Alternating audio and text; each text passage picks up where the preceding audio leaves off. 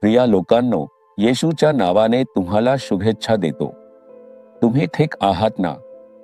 आनंदी आहात का? की काहीतरी गोंधळ आहे का? बाहेरून आनंदी दिसतोय, आनंदी राहायचा प्रयत्न करतोय, पण मनाच्या खोल भागात एक गोंधळ आहे. एखाद्या गोष्टीविषयी विचार करताना गोंधळ वाटतो. काही लोकांना काय चाललंय तेच समजत नाही. एक प्रकारचा गोंधळ असतो. तुम्हालाही तसं वाटतं का? काहीतरी चुकतंय असं वाटण्यासारखा गोंधळ असं कधी वाटतं का? काही वेळा तसं होतं. मी सुद्धा हे अनुभवलं आहे. सगळं काही ठीकच असतं, पण तरीही परिणाम कळत नाही. मनात एक गोंधळ निर्माण होतो. तो गोंधळ मनाच्या खोलवरून येतो. जणू काहीतरी घडणार आहे असं वाटतं. असा एक गोंधळ तुम्हालाही असाच गोंधळ वाटतोय का? किंवा तुमच्या कुटुंबातून, कामातून, व्यवसायातून काहीतरी होणार असं वाटून, असं होईल का, तसं होईल का असा गोंधळ मनात येतोय का? चांगलं लक्षात ठेवा, आपण या जगात जगतोय ना, आपला शत्रू म्हणजे शैतान आपल्याला घाबरवायला आणि गोंधळात टाकायला नेहमीच तयार असतो. कुठलाही कारण नसताना तो भीती निर्माण करतो. कुठलाही कारण नसताना तो गोंधळ निर्माण करतो. मग मनाच्या खोलवर एक गोंधळ निर्माण होतो. अशा प्रकारचा गोंधळ तुमच्यात आहे का? आज प्रभू तुमच्याकडे पाहून सांगत आहेत. योहान अध्याय 14 वचन 27 मध्ये, तुमची अंतःकरणे अस्वस्थ होऊ देऊ नका आणि भिवू नका. आता काही घटना ऐकताच लगेच मन गोंधळून जातं. या ठिकाणी येशू ख्रिस्त शिष्यांशी बोलत असताना तो त्यांना सोडून स्वर्गात उचलला जाणार आहे याबद्दल बोलत आहे. त्याच्या मृत्यूबद्दल आणि त्यानंतर स्वर्गात उचलला जाणार आहे याबद्दल.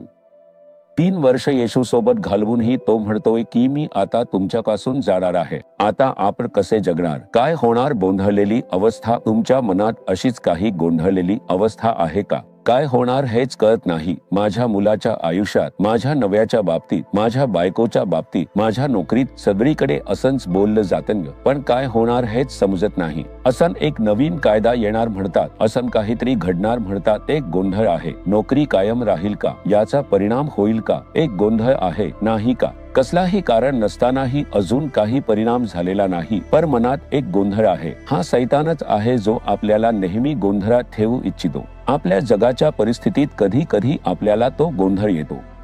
कारण काहीही असो, परमेश्वर म्हणतो, माझ्या मुलांनो, तुमचं हृदय गोंधळून जाऊ नये किंवा घाबरू नये, कारण मी तुमच्या सोबत आहे. त्यामुळे तुम्ही विश्वासात राहा, असं परमेश्वर सांगतो. परमेश्वरावर ठेवलेला विश्वासच आपल्याला या गोंधळातून वर उचलू शकतो. येशू माझ्यासोबत आहेत. काहीही घडलं तरी तो त्याला एका चांगल्या गोष्टीत रूपांतरित करू शकतो. ती वाईट गोष्ट माझ्याजवळ येणार नाही, मला हानी पोहोचवणार नाही, असा विश्वास. तुम्ही असा विश्वास ठेवता का? तुमचं हृदय गोंधळून जाऊ नये किंवा घाबरू नये, माझ्यावर विश्वास ठेवा असं येशू सांगतात. विश्वास तो तुमच्या सोबत आहेत यावरचा विश्वास, हा विश्वास तुमच्यात मजबूत असणं खूप महत्वाचं आहे. सकाळी उठल्याबरोबर काहीतरी वेगळं वाचायला हवं, प्रार्थना करायला हवी हे सांगितलं जातं. प्रभूचं वचन वाचून प्रार्थना करताना आपल्यामध्ये विश्वास अधिक फलदायी होतो. तो विश्वास आला की कोणत्याही शैतानी भीतीला किंवा गोंधळाला आपल्यावर परिणाम करता येणार नाही. ते येतील आणि जातील. आपणही शेवटी या जगातलेच माणसं आहोत, नाही का? मी एक सेवक आहे, पण माझ्या आयुष्यातही काही वेळा भीती येते, कधी कधी गोंधळही होतो. तेव्हा मी येशूची स्तुती सुरू केली आणि विश्वासाने ते भीती व गोंधळ दूर झाले. म्हणून तुम्ही प्रभूची स्तुती करा. येशू, तुम्ही माझ्यासोबत आहात. माझ्या आयुष्यात तुमच्या परवानगीशिवाय काहीही घडू शकत नाही, कोणतीही हानी होऊ शकत नाही. तुम्ही सर्व गोष्टींना भल्यासाठी वळवता, अशी विश्वासाची घोषणा करत तुम्ही त्याची स्तुती करा. तेव्हा भीती निघून जाईल, गोंधळ दूर होईल आणि तुम्ही बदल घडताना पाहाल. मग येशू काय सांगत आहे हे लक्ष देणं महत्वाचं आहे. शैतान म्हणतो, सगळं संपलं, बघ परिस्थिती कशी आहे. तुझं काम संपलं, व्यवसाय संपला, तुझं कुटुंबही आता इतकंच उरलंय, काहीच सुधारता येणार नाही. तो परिस्थितीच्या आधारे बोलेल आणि तुझ्या विचारांमध्येही तसंच बोलत राहील. पण तुम्ही ते पाहू नये म्हणून येशू काय सांगितलंय ते बघा. भिऊ नकोस, घाबरू नकोस, मी तुझ्यासोबत आहे, विश्वास ठेव. एवढंच. आजच ही सगळी परिस्थिती बदलून जाईल. तुम्ही ज्यासाठी चिंतेत आहात ते आजच बदलून जाईल. बघा, जसं तुम्हाला भीती वाटते किंवा गोंधळ वाटतोय तसं काहीच होणार नाही. तुम्ही विश्वास ठेवता का?